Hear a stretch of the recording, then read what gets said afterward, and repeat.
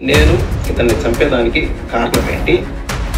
అన్నమయ్య కడప జిల్లా ఓబులవారిపల్లెం మండలంలోని ఒక చిన్న గ్రామానికి చెందిన ఆంజనేయ ప్రసాద్ గురించి ఈ వీడియో చేస్తున్నా.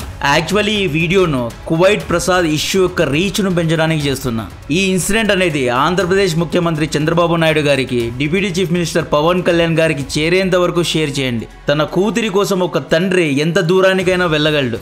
చట్టాలకు పోలీసులకు తెలియకుండా కువైట్ ప్రసాద్ చేసిన పనిని మీరు సమర్థిస్తారా, విమర్శిస్తారా అనేది వీడియో పూర్తిగా చూసి కమెంట్ చేయండి. వీడియో రీచ్ కోసం దయచేసి లైక్ అండ్ సబ్స్క్రైబ్ చేయండి. Anjaneya Prasad YouTube blogger. Kuwait యొక్క వీడియోస్ తీసి యూట్యూబ్లో పెట్టేవాడు. దాదాపు 1,60,000 మంది సబ్స్క్రైబర్స్ కూడా ఉన్నారు. కువైట్లో పనిచేస్తాడు. ప్రసాద్ మరియు ఇతని భార్య చంద్రకళ ఇద్దరు కువైట్లోనే పనిచేస్తారు. వీళ్ళిద్దరికి 11 ఏళ్ల కూతురు ఉంది. సో ప్రసాద్ మరియు చంద్రకళ కువైట్లో ఉద్యోగాలు చేసుకుంటూనే తమ కూతుర్ని భార్య చంద్రకళ అమ్మా నాన్న ఇంట్లో వదిలేశారు. అంటే ప్రసాద్ అత్తమామ ఇంట్లో వదిలేశారు అన్నమాట. కొన్ని రోజులు అత్త ప్రసాద్ కూతుర్ని బాగా చూసుకుంది. అత్తకు కూడా ఏవో ఫైనాన్షియల్ ప్రాబ్లమ్స్ వచ్చి అత్త కూడా కువైట్కు వెళ్ళిపోయారు. తర్వాత ప్రసాద్ కూతుర్ని చంద్రకళ చెల్లెలైన లక్ష్మి ఇంట్లో, అంటే ప్రసాద్ మరదలి ఇంట్లో వదిలిపెట్టేశారు. ప్రసాద్ మరదలు లక్ష్మి భర్త పేరు రమణ. రమణ తండ్రి పేరు గుట్ట ఆంజనేయులు. గుట్ట ఆంజనేయులకి 59 ఏళ్ళు ఉంటాయి. ఇతను కూడా అదే ఇంట్లో ఉండేవాడు. ఒక రోజు రాత్రి ఆంజనేయులు ప్రసాద్ కూతురు పడుకున్న సమయంలో ఆమె పైన బలవంతం చేశాడు. నిద్ర మత్తులో ఉన్న కూతురికి ఏమీ అర్థం కాలేదు. ఈ ముసలోడు తనను హత్య చేస్తాడేమో అని భయపడి కూతురు సైలెంట్గా ఉంది. ముసలోడు బలవంతం చేయడంతో ఆ కూతురు గట్టిగా అరిచింది. దీంతో లక్ష్మి వచ్చి ముసలోడిని మందలించడం జరిగింది.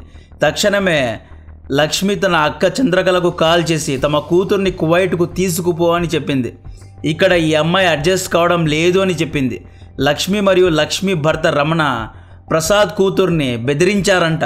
ఇక్కడ జరిగిందేమీ ఎవ్వరికి చెప్పకూడదు అని చెప్పారంట. ఆ ముసలోడు ఎంత హింసించి ఉన్నాడో అసలు దీన్ని గురించి ఎక్స్ప్లెయిన్ చేయడానికి కూడా కావడం లేదు. ప్రసాద్ తన యూట్యూబ్ ఛానల్లో ఈ వీడియోలో మొత్తం ఎక్స్ప్లెయిన్ చేశాడు. కావాలంటే ఆ వీడియో వెళ్ళి చూడండి. సో తక్షణమే ప్రసాద్ భార్య చంద్రకళ కువైట్ నుండి గ్రామానికి చేరుకుంది. తన కూతుర్ని తీసుకొని మళ్ళీ కువైట్కు వెళ్ళిపోయింది. కువైట్లో తండ్రి ప్రసాద్, తల్లి చంద్రకళ తమ కూతుర్ని కూర్చోబెట్టి కూల్గా అడిగారు, అసలు ఏం జరిగింది, ఎందుకు నువ్వు భయపడ్డావు, ఎందుకు ఆ ఇంట్లో నువ్వు అడ్జస్ట్ కావడం లేదు, లక్ష్మి ఏమైనా చేసిందా, లేదా లక్ష్మి మొగుడు ఏమైనా చేశాడా, అసలు ఏం జరిగింది, ఎందుకు నువ్వు సాడ్గా ఉన్నావు అని అడిగారు. తర్వాత అమ్మాయి ముసలోడు చేసిందంతా చెప్పేసింది. ఇది విన్న ప్రసాద్ భార్య చంద్రకళను తక్షణమే ఇండియాకు పంపాడు. తమ గ్రామానికి వెళ్ళి లక్ష్మిను నిలదీయాలని కోరాడు. ప్రసాద్ అండ్ చంద్రకళ ఈ ఇద్దరు అయిపోయిందేదో అయిపోయింది అనుకోలేదు. ధైర్యంగా సిచ్యువేషన్ను ఫేస్ చేశారు. తన కూతురికి న్యాయం జరగాలి అని చంద్రకళ కువైట్ నుండి ఇండియాకు వెళ్ళింది. తర్వాత కొద్ది రోజుల తర్వాత చంద్రకళ ఓబులవారిపల్లెకు చేరుకుంది. తన చెల్లెలు లక్ష్మిను నిలదీసి అడిగింది. లోకల్ పోలీస్ స్టేషన్కు వెళ్ళి కంప్లైంట్ కూడా ఇచ్చింది. అఫీషియల్గా కంప్లైంట్ ఇచ్చింది. ఇక్కడ పోలీసులు లక్ష్మీ ఫ్యామిలీను పోలీస్ స్టేషన్కు పిలిపించి కొట్టలేదంట, గట్టిగా మందలించలేదంట. జస్ట్ మాట్లాడి ఇంకొకసారి ఇలా చేయొద్దు అని నచ్చజెప్పి పంపేశారంట. అక్కడి లోకల్ పోలీసులు ఈ కేసును లైట్గా తీసుకోవడం చంద్రకళకు నచ్చలేదు. ఏదో వెలతి తన కూతురికి న్యాయం జరగాలి అని పోలీస్ స్టేషన్ వద్దకు వెళ్తే యూజ్ లేకుండా పోయింది. లక్ష్మికి కూడా అమ్మాయి కూతురు వరుస అవుతుంది. బట్ లక్ష్మి ఏం చేసింది, పోలీస్ స్టేషన్ నుండి తిరిగి వచ్చిన తర్వాత తన బంధువులందరికీ కాల్ చేసి ముసలోడు అమ్మాయి పైన చేసిన బలవంతం గురించి అంతా చెప్పేసింది.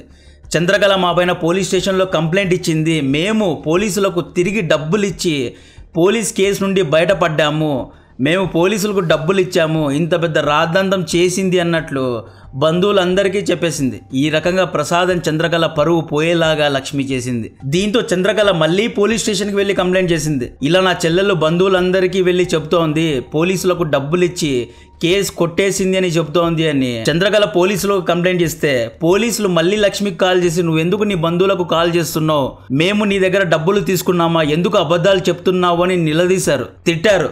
దీనికి భయపడిన లక్ష్మి ఆత్మహత్య యత్నం చేసింది. హాస్పిటల్లో అడ్మిట్ అయింది. దీంతో ఈ కేసు మళ్ళీ యూటర్న్ తీసుకుంది. ఒకవేళ లక్ష్మికి ఏమైనా అయితే కేసు మొత్తం పోలీసుల పైన వెళ్తుంది. పోలీసులు తిట్టారు కాబట్టే లక్ష్మి ఆత్మహత్య చేసుకుంది అని పోలీసులపైనే రివర్స్లో పడుతుంది. కాబట్టి పోలీసులు చంద్రకళను బెదిరించారు. నువ్వు లక్ష్మిను టార్చర్ చేసినందుకే లక్ష్మి ఆత్మహత్య యత్నం చేసింది, లక్ష్మికి ఏమైనా అయితే నువ్వు జైలుకి వెళ్తావు, కువైట్కు కూడా వెళ్ళలేవు, లక్ష్మి డిశ్చార్జ్ అయ్యేంత వరకు పోలీస్ స్టేషన్లోనే ఉండాలి అని చంద్రకళను పోలీస్ స్టేషన్లో పెట్టారు. లక్ష్మికి ఏమైనా అయితే బాధ్యత అంతా నీదే అని చంద్రకళను బెదిరించారంట. లక్ష్మి ఫైనలీ హాస్పిటల్ నుండి డిశ్చార్జ్ అయ్యింది. ఈమెకేమీ కాలేదు. తర్వాత చంద్రకళను పోలీసులు వదిలేశారు. చంద్రకళ నెక్స్ట్ ఫ్లైట్ పట్టుకొని కువైట్కు తిరిగి వచ్చేసింది. అక్కడ జరిగిందంతా చంద్రకళ ప్రసాద్కు చెప్పింది. ఇక్కడితో ప్రసాద్, చంద్రకళ అండ్ వీళ్ళిద్దరి కూతురు ముగ్గురు కువైట్లోనే ఉన్నారు. లక్ష్మి తమ ఫ్యామిలీ మెంబర్స్కు కాల్ చేసి ఈ విషయం గురించి చెప్పడంతో ప్రసాద్ మర్యాద పోయినంత పనైంది. పోలీసులు, చట్టాలు కూడా ప్రసాద్కు న్యాయం కల్పించలేకపోయాయి. దీంతో ప్రసాద్ ఒక నిర్ణయం తీసుకున్నాడు. నా కూతురికి జరిగింది ఇంకెవ్వరికి జరగకూడదు అనుకున్నాడు. ఇంకొకసారి ఇలాంటి పని చేయడానికి ఎవడైనా భయపడాలి అని, అందరినీ భయపెట్టేలాగా చేస్తాను అని కువైట్లో ఉన్న తన కఫీల్కు అంటే తన స్పాన్సర్కు ఇన్ఫార్మ్ చేశాడు. ఇలా 4 days ఎమర్జెన్సీ లీవ్ కావాలి అని కోరాడు. పాస్పోర్ట్ ఇప్పించుకున్నాడు. కువైట్కు 2 and 4 టికెట్స్ను బుక్ చేశాడు. అంటే అప్ అండ్ డౌన్ టికెట్స్ను బుక్ చేసుకున్నాడు. ఇండియాకు December 7th రోజు చేరుకున్నాడు. తన విలేజ్కు వెళ్ళి ముస్లోన్ని హత్య చేశాడు. తక్షణమే కువైట్కు తిరిగి వెళ్ళిపోయాడు. కువైట్ నుండి తన యూట్యూబ్ ఛానల్లో వీడియో పెట్టి అందరికీ విషయాలన్నింటినీ తెలియజేశాడు. నేను పై చెప్పిన విషయాలన్నీ ప్రసాద్ తన యూట్యూబ్ ఛానల్లో పెట్టిన వీడియోలోంచి తీసి చెప్పాను. ఇక్కడ తప్పెవరిది అనేది మీరే కమెంట్ చేయండి. తన కూతుర్ని ఒక్కటే వేరే వాళ్ళ ఇంట్లో వదిలేసి భార్యాభర్త ఇద్దరు కువైట్లో ఉద్యోగం చేయడం కరెక్టా? ఆ అమ్మాయి పైన బలవంతం చేసిన ముసలోడిది తప్ప, యాక్షన్ తీసుకొని పోలీసులది తప్ప, లేదా ఇక్కడ ఉద్యోగ వ్యాపార అవకాశాలు లేనందున పొట్టకూటి కోసం మొగుడు బెల్లం ఇద్దరు కువైట్కి వెళ్ళి పని చేసే పరిస్థితి తీసుకొచ్చిన ప్రభుత్వాలది తప్ప, చట్టాన్ని చేతిలో తీసుకున్న ప్రసాద్ చేసింది తప్ప, ఎవరిది తప్పు? ప్రసాద్ పోలీస్ కోర్ట్ అనుకుంటా ఉంటే ఎప్పటికీ న్యాయం జరగదు అని ఈ స్టెప్ తీసుకున్నాడు. ప్రసాద్ తన వీడియోలో నేను అతి త్వరలో పోలీసులకు లొంగిపోతాను, భారత్కు తిరిగి వస్తాను అని కూడా చెప్పాడు. కువైట్లో ఆ అమ్మాయిని ఆ తల్లిదండ్రులు అడుగుతున్నారు, అసలు ఏమైంది, ఎందుకు నువ్వు భయపడ్డావు అని అడిగితే ఆ అమ్మాయి తాత నన్ను ఇలా చేశాడు అలా చేశాడు అంటూ ఉంటే అది విన్న వారందరికీ బాధ కలుగుతుంది. అమెరికాలో 2012లో కూడా ఇలాంటి కేసు జరిగింది. ఒక తండ్రి తన కూతుర్ని ఇంకొక ముసలోడు బలవంతం చేస్తుండడం చూసి అమెరికన్ కోర్ట్ జ్యూరీ అంతా కూర్చొని ఆ తండ్రికి ఎటువంటి శిక్ష వేయలేదు. సెల్ఫ్ డిఫెన్స్ కోసం ఆ తండ్రి అలా చేశాడు అని కేసును కొట్టిబారేశారు. ప్రసాద్ చేసింది కూడా సెల్ఫ్ డిఫెన్సే కదా. ఈరోజు ప్రసాద్ అలా చేయకపోతే రేపు ఈ వ్యక్తి ఇలాంటి పనులే వేరే వాళ్ళకు కూడా చేస్తాడు. కోల్కతా డాక్టర్ ఇష్యూలో అందరూ ఏమన్నారు, నిందితుల్ని శిక్షించాలి, ఉరి శిక్ష వేయాలి, చంపేయాలి అన్నారు కదా. ఈ కేసులో కూడా అంతే. ఈ కేసులో కూడా జరిగింది ఇంచుమించు సేమే.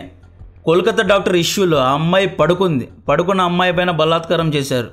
ఇక్కడ కూడా ఈ అమ్మాయి పడుకుంది. నిద్ర మత్తులో ఉన్నప్పుడు ఆ ముసలోడు ఇలాంటివి చేశాడు.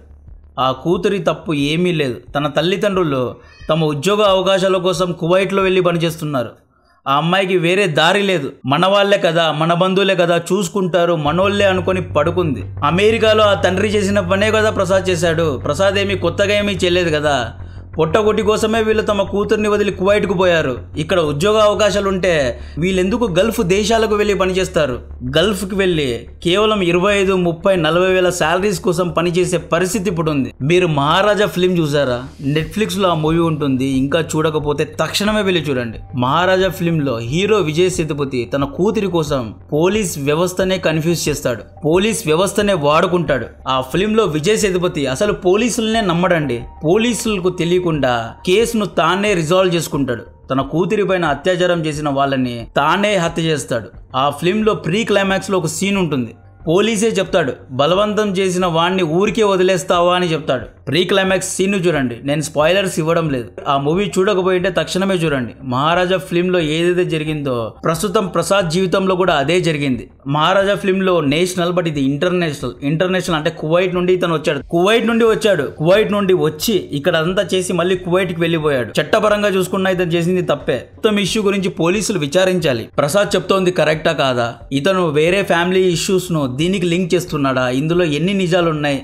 ఇతను కరెక్ట్ చెప్తున్నాడు అనేది ఇన్వెస్టిగేట్ చేసిన తర్వాత ఒకవేళ ఇతను తన కూతురు కోసమే చేసి ఉంటే అమెరికాలో ఆ తండ్రిని వదిలేసినట్లు ప్రసాద్ను కూడా వదిలేయాలి. ఈ ఇష్యూలో నెక్స్ట్ ఏంటి అంటే ప్రభుత్వం కలగజేసుకోవాలి. ఈ వీడియోని అందరికీ షేర్ చేయండి, హైలైట్ చేయండి. ఇక్కడ ప్రసాద్ కువైట్కు వెళ్ళి వీడియోలో నేను ఇండియాకు వచ్చేస్తాను, ఎటువంటి శిక్షనైనా అనుభవిస్తాను అని క్లియర్గా చెప్పాడు. తానే ఇదంతా చేశాను అని మీడియా ముందుకు వచ్చి అఫీషియల్ గా నిర్భయంగా నిజాన్ని ఒప్పుకున్నాడు. భారత ప్రభుత్వం దీని గురించి స్పందించాలి. కువైట్ మినిస్ట్రీకు కంప్లైంట్ చేసి ఎక్స్ట్రాడిషన్ వంటివి దయచేసి చేయొద్దు. అతన్ని ఈ మొత్తం కేసును ఇన్వెస్టిగేట్ చేయండి. తన కూతురి కోసం ఇలా చేసి ఉంటే దయచేసి వదిలేయాలని కోరుతూ దీని గురించి నేను మరిన్ని అప్డేట్స్ ఇస్తూనే ఉంటా. కాంటెంట్ నచ్చితే వీడియోను లైక్ చేయండి, ఛానల్ సబ్స్క్రైబ్ చేసి అందరికీ షేర్ చేయండి. జై హింద్.